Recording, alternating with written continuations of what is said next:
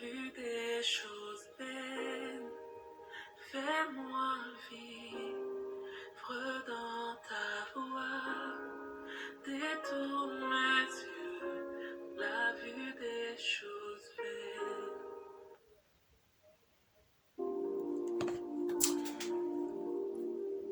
Que le nom de l'incomparable grand maître Christ Jésus soit avec vous tous. Bien-aimés dans le Seigneur, ça avait une immense joie pour moi en ce jour, par la grâce de notre Seigneur Jésus-Christ, Yoshua Mashiach, de partager la parole ce soir avec vous. Tout dépend de l'heure à laquelle vous nous suivez. Soyez puissamment bénis et que seul le nom du Seigneur Yoshua soit élevé dans le monde entier. Alors, je suis votre frère Arthur. Nous allons continuer notre enseignement qui portait sur la course d'un disciple de Christ Jésus. La fois dernière, nous avons parlé de l'assurance. Le grand thème, c'est la course d'un disciple de Christ Jésus. Et le sous-thème de la fois dernière, ça portait sur l'assurance du salut, où nous avons montré que lorsque nous suivons le Seigneur Jésus, nous ne suivons pas le Seigneur parce que nous manquons quoi faire. Nous ne suivons pas le Seigneur juste parce qu'on veut les choses du monde, bien aimé. Non, nous suivons le Seigneur parce que nous savons que sauf le Seigneur Christ Jésus est capable de nous donner le salut. En Christ Jésus, nous avons cette assurance que nous sommes sauvés, que ce soit dans le siècle présent comme dans le siècle à venir, bien aimé. Et on avait montré que nous sommes scellés, nous avons été scellés du Saint-Esprit. Et le Saint-Esprit, c'était la personne du Seigneur en nous. Parce que nous sommes une habitation de Dieu en esprit. On avait dit cela. Et on avait montré que c'était ce gage que nous avons, bien aimé. Le Seigneur a dit, je ne vous laisserai pas orphelins. Bon, le gage qui nous avait donné pour ne pas nous laisser orphelins, c'était le Saint-Esprit, bien aimé, qui est toujours la présence de Dieu en nous. Et deuxièmement, on a montré qu'un enfant de Dieu ne peut pas perdre le salut. Pourquoi? On a fait la différence entre un véritable enfant de Dieu et un faux chrétien, bien aimé. On a dit que les enfants de Dieu, c'est-à-dire les disciples de Jésus, sont forcément chrétiens, mais tous chrétiens dans le monde ne sont pas forcément enfants de Dieu, bien aimé. Et on avait dit qu'un véritable enfant de Dieu ne peut pas perdre le salut. Pourquoi? Parce que dans 1 Jean chapitre 2 qu'on a lu la fois dernière, on avait dit qu'un enfant de Dieu, c'est celui qui est né de nouveau. C'est-à-dire, il a revêtu Christ. Et c'est celui-là, il est né de nouveau. Et il ne pratique pas le péché. Pourquoi? Parce qu'il a la sémence du Père, bien aimé.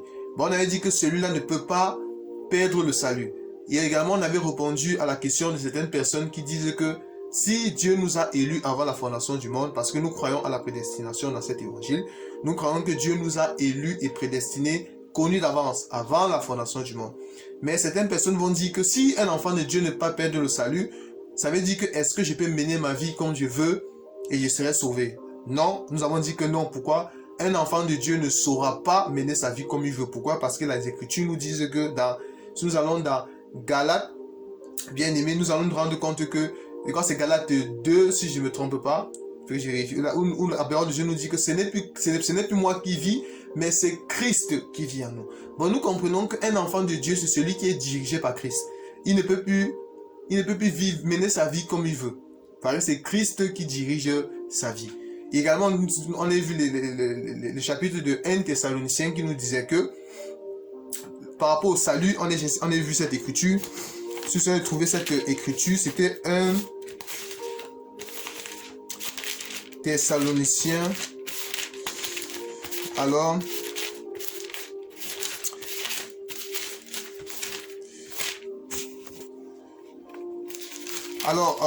nous étions venus à 2 Thessaloniciens, autant pour moi.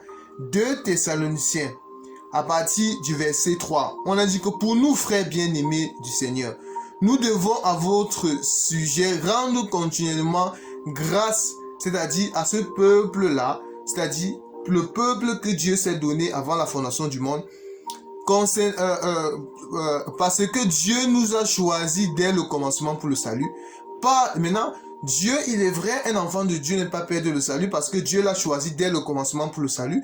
Mais Dieu a tracé un chemin que nous devons suivre. Et ce chemin que Dieu a tracé, ce salut-là doit être accompagné de quoi? C'est accompagné de la sanctification de l'esprit et la foi en la vérité. C'est à quoi vous avez été appelés. Bon, nous sommes appelés au salut, nous ne pouvons pas perdre le salut, mais c'est tout enfant de Dieu qui va vivre dans la sanctification, qui doit craindre le Seigneur, qui doit marcher sur le chemin que le Seigneur lui a donné. Là, il est sûr qu'il ne pourra pas perdre le salut, bien-aimé. Bon, nous voyons qu'un vrai enfant de Dieu ne va pas perdre le salut, mais un faux chrétien peut perdre le salut. C'était ça notre premier sous-thème. Alors aujourd'hui, le second sous-thème va porter sur la course, bien-aimé. La course d'un chrétien, la course d'un disciple de Christ Jésus, bien-aimé. Parce que en tant qu'enfant de Dieu, nous courons, bien-aimé. Nous courons tous. Je ne sais pas si vous voyez ça. Bon, nous courons tous, nous courons. La vie chrétienne, c'est une course. Nous allons chercher une écriture. Alors, nous allons prendre 1 Corinthiens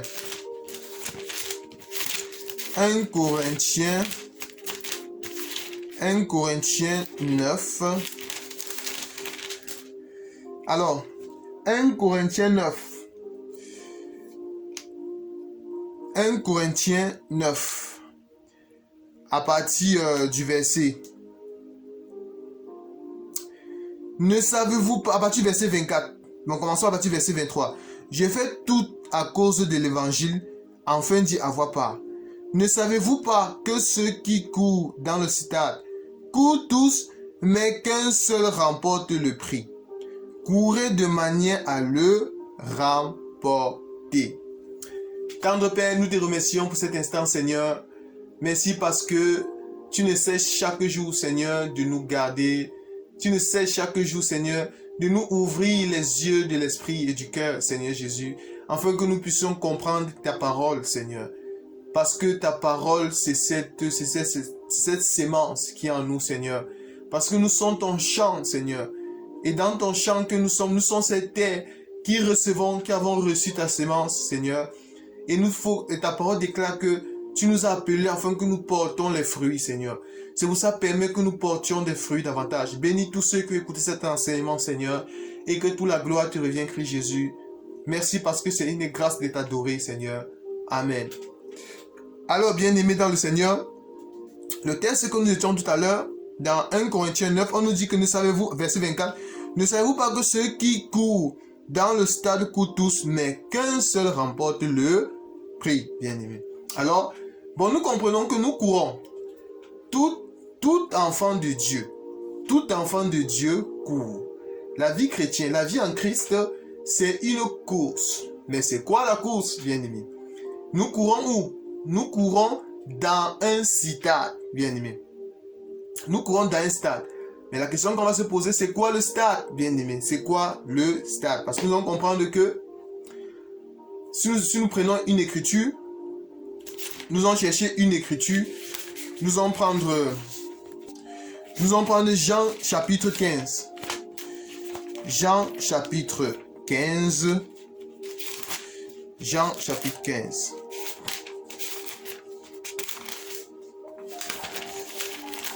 Jean chapitre 15. Alors, on va prendre quel verset? On va prendre un verset. Jean chapitre 15 à partir du verset 18. Si le monde vous hait, sachez qu'il m'a haï avant vous. Si vous étiez du monde, le monde aimerait ce qui est à lui. Mais parce que vous n'êtes pas du monde et que je vous ai choisi du milieu du monde, à cause de cela, le monde vous hait. Vous voyez? Bon, ici, le Seigneur Dieu, Jésus-Christ, nous dit que si vous étiez du monde, le monde allait vous accepter. Le monde allait aimer ce qui est à lui. Mais je vous ai choisi du milieu du monde, bien-aimé. Bon, nous comprenons que le stade ici où nous courons, c'est dans le monde.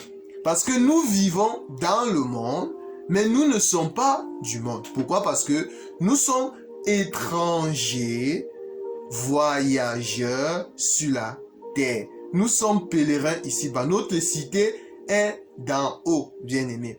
Bon, nous vivons dans le monde, mais nous ne sommes pas du monde. C'est pour ça la parole de Dieu dit que les enfants de Dieu ne doivent pas aimer le monde, bien-aimés. Bon, nous courons dans le stade. Nous courons dans un stade. Et ce stade, nous avons vu, c'est le monde. Et nous allons voir que dans ce stade où nous courons, il n'y a que 2 portes, bien-aimés. Il n'y a que 2 portes. Il n'y en a pas 3. Si on vous demande dans le stade, quelles sont les 2 portes, bien-aimés? Il y a 2 portes. Parce que nous ne courons pas à 20. Si nous courons, c'est pour atteindre quoi? Le but, bien-aimés. Si nous retournons d'abord, avant de venir sur les portes, si nous retournons à 2 Corinthiens,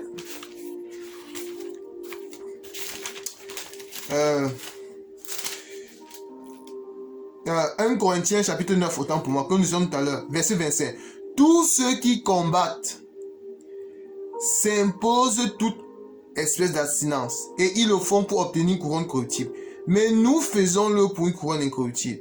Moi dont je cours, non pas comme à l'aventure, je frappe, non pas comme Batalin, mais je traite durement mon corps et je le tiens assujetti de peur d'être moi-même rejeté après avoir prêché au monde, bien-aimé.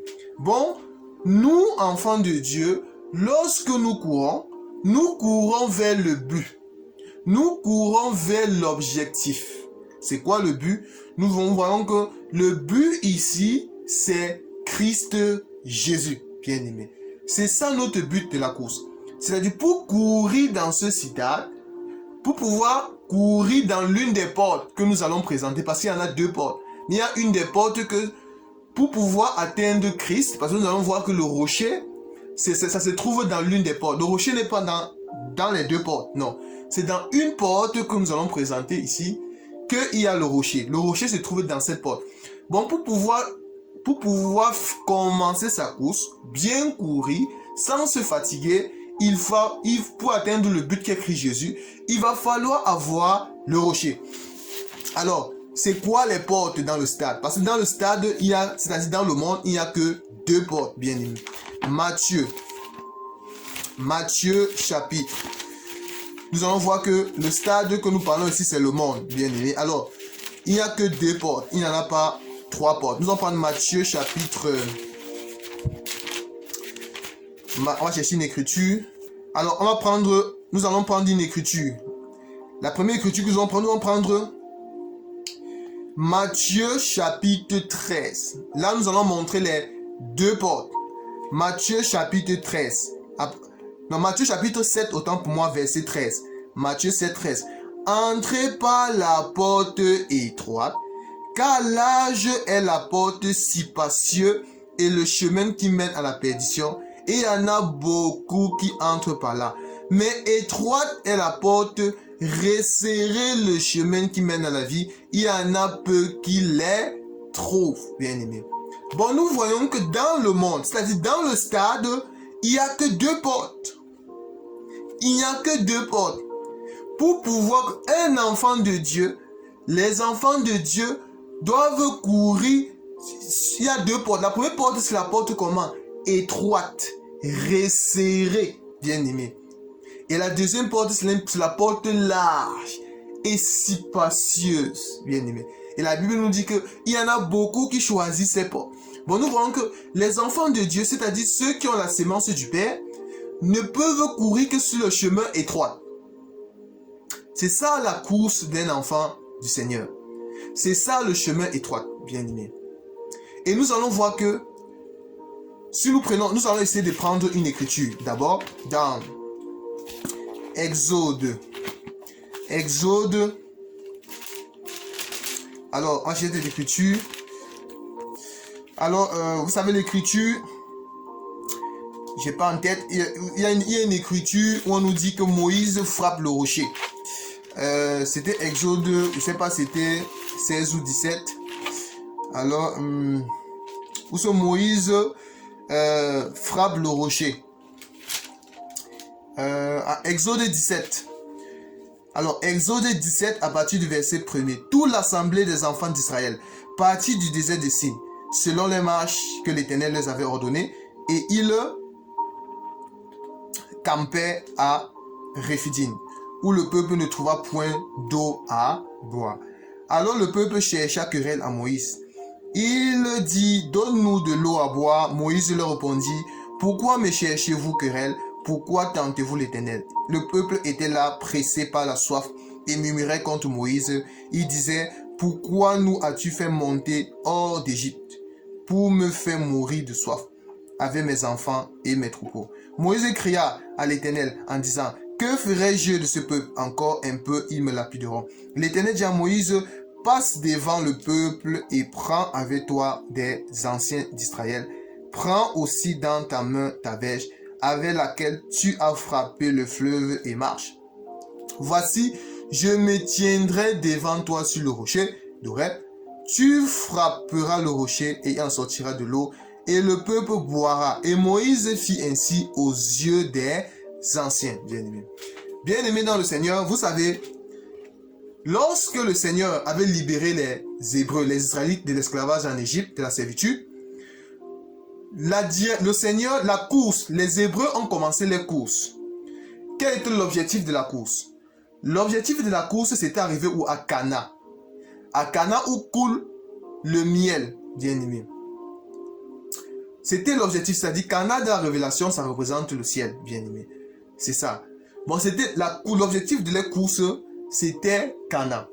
Mais entre Cana, entre l'Égypte et Cana, il y avait le désert au milieu, bien-aimé. Il y avait le désert au milieu. Bon, le désert, c'est ce qui séparait l'Égypte, en d'autres termes, le Citade, en d'autres termes, le monde, à Cana. Mais le Seigneur a fait traverser Israël, a amené Israël où? Dans le désert. Il a mené Israël dans le désert. Pourquoi? Parce que dans le désert, parce que le Seigneur voulait former ce peuple. Le Seigneur voulait tailler ce peuple. Le Seigneur voulait travailler ce peuple, bien-aimé. Et dans le désert, il n'y a pas d'eau. Dans le désert, il fait chaud, bien-aimé. Bon, nous comprenons que si nous essayons dans la révélation, nous allons voir que l'Égypte, c'était le paradis. Le désert, c'était le lieu saint. Et Canaan, c'était le lieu très saint. Bon, les Hébreux, ils sont venus d'abord dans le désert. C'est dans le désert où Dieu est en train de former Israël, bien-aimé. C'est dans le désert. Et c'est dans le désert où il y a le rocher. Il y a le rocher. Le rocher que Moïse doit frapper pour qu'il en coule de l'eau, ça se trouve dans le désert. Bien-aimé. Bon, nous comprenons que le chemin étroit, c'est aussi le désert. Le chemin étroit, c'est un chemin difficile et périlleux. Le chemin étroit, c'est un chemin étroit est le chemin. Beaucoup de personnes vont dans le chemin large parce que ils ne supportent pas le chemin étroit. Le chemin étroit, c'est un chemin où Dieu te taille, c'est un chemin où Dieu te brise. Pour que tu puisses continuer ta course, il faut te laisser travailler par le Seigneur. C'est ça la Bible dit, offrez vos corps à Christ comme un sacrifice vivant, bien-aimé. Bon, pour pouvoir marcher sur le chemin étroit, c'est-à-dire pour pouvoir tenir dans le désert, parce que la course, bien-aimé, c'est dans le désert que nous faisons notre course. Nous faisons la course dans le désert. Dans le désert, c'est là où il fait chaud. C'est là où il y a soif. C'est là où il y a les serpents et les scorpions, bien-aimés. Et vous ne pouvez pas mener à bien cette course s'il n'y a pas le rocher. Si vous n'êtes pas accroché au rocher, bien-aimé. Parce que, pourquoi nous disons que dans le désert, il y a les serpents, bien-aimé? Nous allons prendre une écriture et les scorpions. Il y a les loups. Dans le désert, il y a les loups. Nous allons prendre une écriture dans Matthieu chapitre 10, bien-aimé. Matthieu chapitre 10, verset 16. voici je vous envoie comme des brebis au milieu des loups. Soyez donc prudents comme des serpents et simples comme des colombes, bien-aimés. Notre Seigneur Jésus, lorsqu'il avait sélectionné ses 12 apôtres, ses 12 disciples, il dit, vous là, je ne vous envoie pas devant les agneaux, non. Mais je vous envoie comme des brebis au milieu des loups. Au milieu des loups. Bon, c'est dans le désert qu'il y a les loups.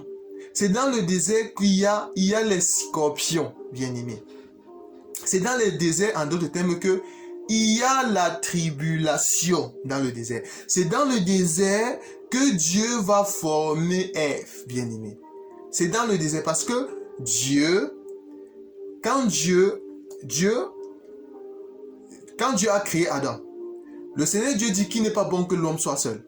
Dieu, il a tué Adam. Dieu, il a tué Adam. Les gens ne savent pas que Dieu avait tué Adam. Pourquoi nous disons cela? Parce que dans la Bible, Dieu appelle le sommeil la mort. C'est-à-dire, Dieu appelle, autant pour moi, la mort, le sommeil. C'est-à-dire, quand la Bible dit que Dieu a endormi Adam. Bon, nous comprenons que Adam, Dieu, il avait tué Adam. Quand il a tué Adam, en d'autres termes, il a endormi Adam. Il avait pris, parce que nous comprenons que Adam, il était vers l'Orient. Parce que Dieu a créé le jardin vers l'Orient. Le jardin d'Éden, c'était à l'Orient. Et Dieu avait mis Adam qui devait cultiver le jardin à l'Orient. Mais pour créer Ève, Dieu n'a pas créé Ève à l'Orient, mais Dieu, il allait à l'Occident. Il a pris la côte d'Adam, il allait former Ève. Vous voyez? Bon, nous comprenons que Ève qui est formée, elle est formée où? Dans le désert. C'est-à-dire, Ève est formée. C'est quand Ève va atteindre la forme que Dieu veut, la maturité. C'est là maintenant que Dieu prend Ève, il l'envoie vers Adam. Bien aimé. Bon, nous comprenons que le chemin étroit, c'est un chemin où Dieu nous travaille.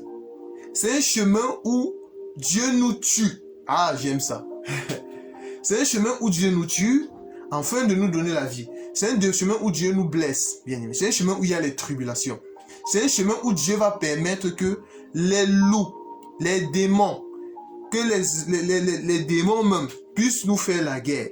Parce que la parole déclare, ils nous feront la guerre et ils ne nous vaincront pas, bien aimé. C'est ça le chemin étroit. Le chemin étroit, c'est un chemin où tu dois porter ta croix tous les jours et suivre le Seigneur. C'est ça le chemin étroit. Le chemin étroit, c'est ce moment où tu dois renoncer à toi-même pour suivre Dieu. C'est ça le chemin étroit. Mais beaucoup de personnes ne réussissent pas à le faire. Pourquoi? Parce qu'ils sont encore attachés au monde. Ils n'ont pas encore renoncé à eux-mêmes. Et pour pouvoir tenir sur le chemin étroit, il faut s'attacher au rocher. Ce qui fait que les Hébreux, parce que dans le désert, il y a les citations. Dieu permettait que chaque moment les Hébreux puissent s'arrêter pour se ressourcer. Il y avait les citations.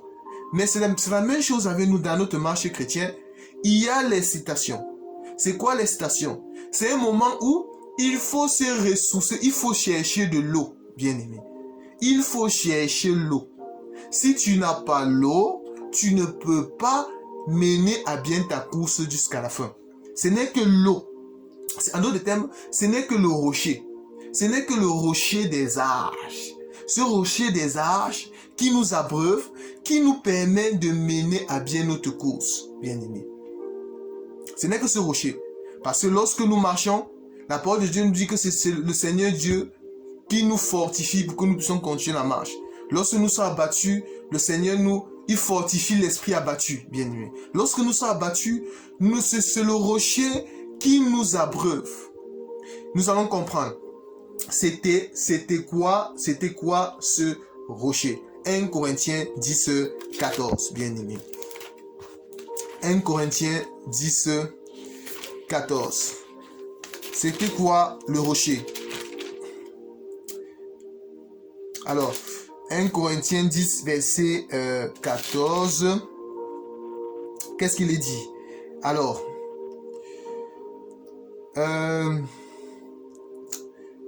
Non, là, je suis à 1 Corinthiens 10, 14. Frère,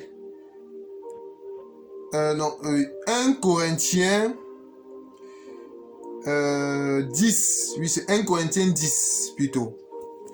1 Corinthiens 10, à partir du verset 1er. Frère, je ne veux pas que vous ignorez que vos pères ont tous été sous la nuée, qu'ils ont tous passé à travers la mer, qu'ils ont tous été baptisés à Moïse dans la nuée et dans la mer, qu'ils ont tous mangé le même aliment spirituel et qu'ils ont tous bu le même breuvage spirituel, car ils buvaient en un rocher spirituel qui les suivait, et ce rocher était Christ, bien-aimé.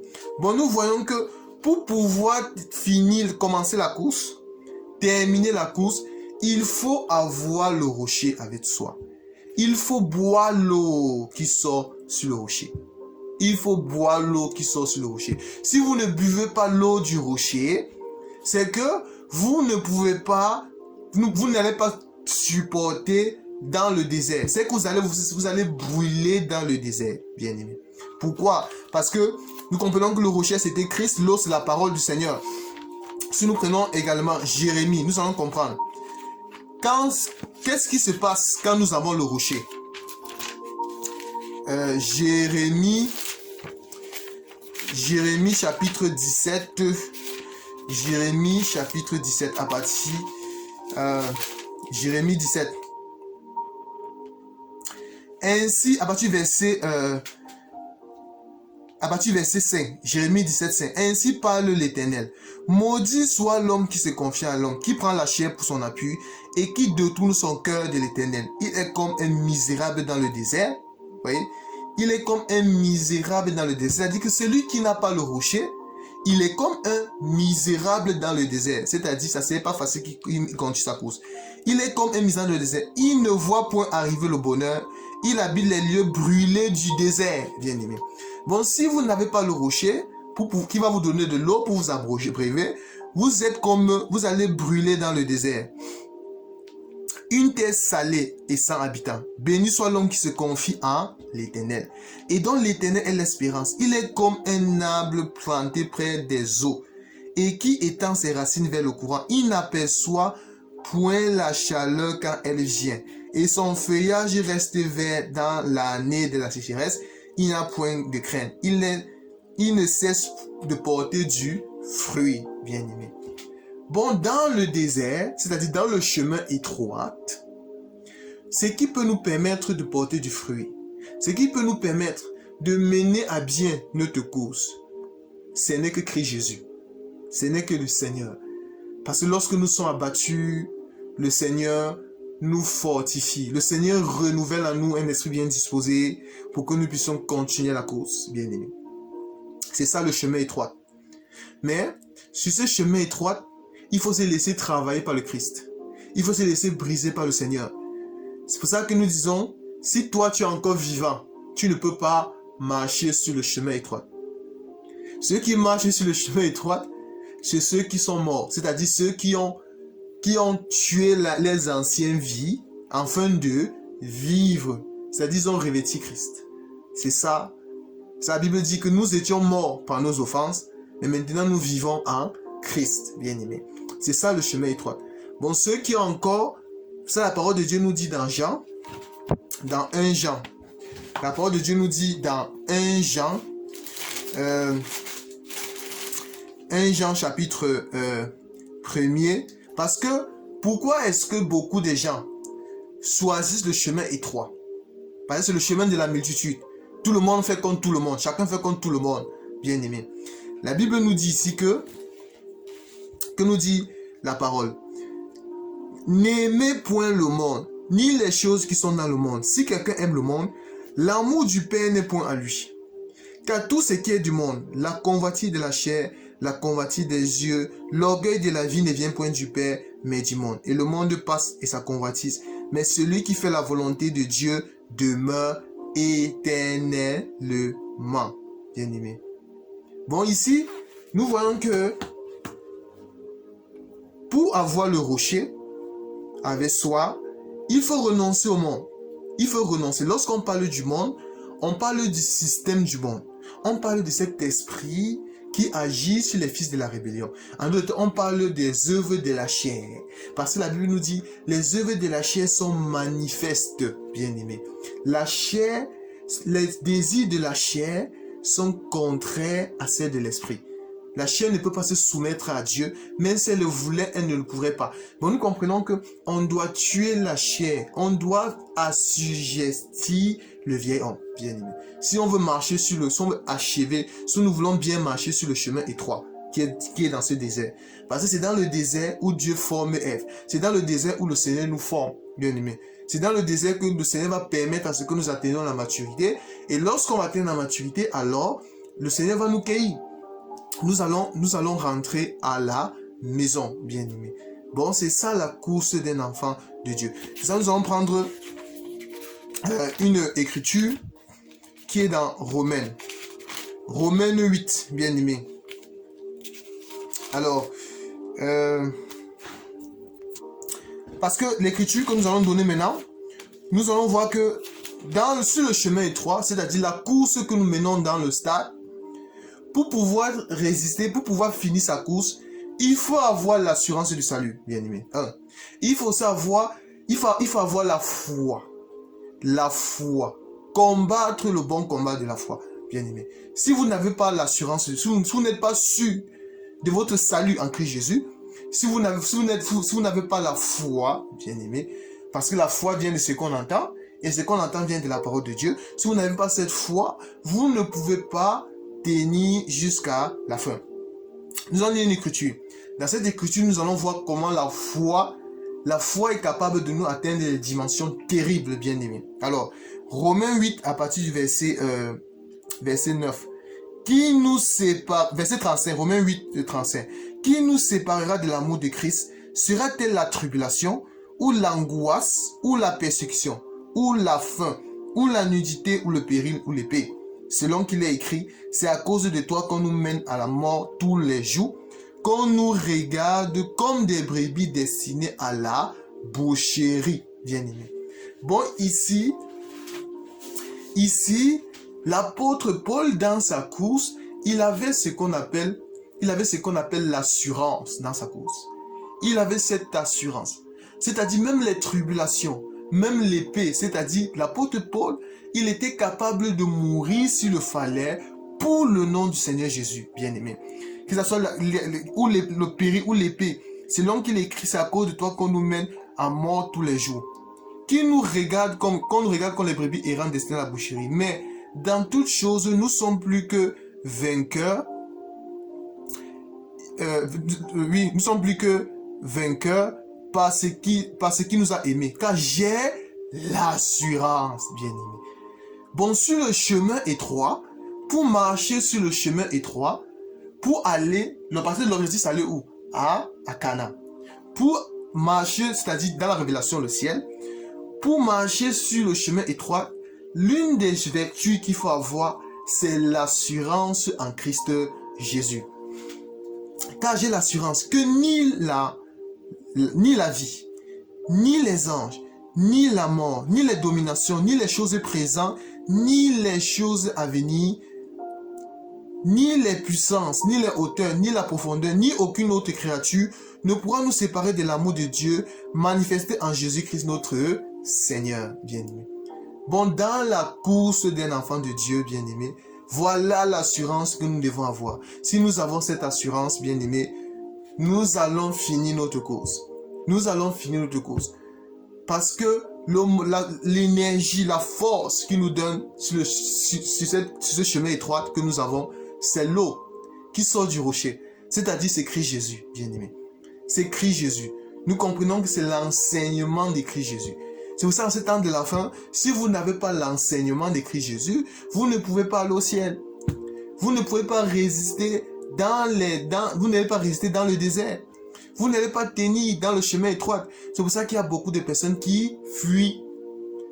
Parce que la vie chrétienne n'est pas facile, bien aimé. Si quelqu'un vous dit que la vie chrétienne est facile, c'est que la personne vous ment. Pourquoi? Parce que la vie chrétienne, ça nécessite de tuer sa chair, bien aimé. Si tu ne tues pas ta chair, tu ne peux pas marcher sur le chemin étroit. Voilà, garantie sur le chemin étroit qui nous permet de marcher sur le chemin étroit, c'est lorsqu'on a renoncé aux œuvres des ténèbres, aux œuvres de la chair, bien-aimé, au monde, au système du monde, tout ce qui est contre la parole du Seigneur, on a renoncé à cela, alors nous allons marcher sur le chemin étroit. Et pour marcher sur le chemin étroit, ce n'est pas par notre propre force, mais c'est par la force du rocher. C'est l'eau du rocher qui nous rafraîchit. Et ce rocher, c'est Christ Jésus, bien-aimé, dans le Seigneur. Bon, bien-aimé dans le Seigneur, nous allons nous arrêter là. Il y a une partie 3 qui arrive, bien-aimé. Aujourd'hui, on a voulu parler de la course d'un enfant de Christ Jésus, bien-aimé. Alors, nous allons prier. Seigneur Jésus, merci, Seigneur. En ce temps de la fin, Papa Yahweh, où nous sommes en train de marcher, Seigneur. Nous courons, Papa Yahweh. Nous ne courons pas battre en l'air. Non, Seigneur. Nous ne te suivons pas par hasard, Seigneur. Si nous te suivons, Seigneur Jésus, si nous avons décidé de donner notre vie, de te donner notre vie, afin que tu prennes le contrôle de notre vie, Seigneur. Parce que toi, d'abord, tu as coulé ton sang, Seigneur Jésus. Tu nous as rachetés à un grand prix. Nous avons eu cette grâce imméritée, Seigneur. C'est pour ça, Seigneur, donne-nous encore la force de continuer à marcher sur le chemin étroit, Seigneur.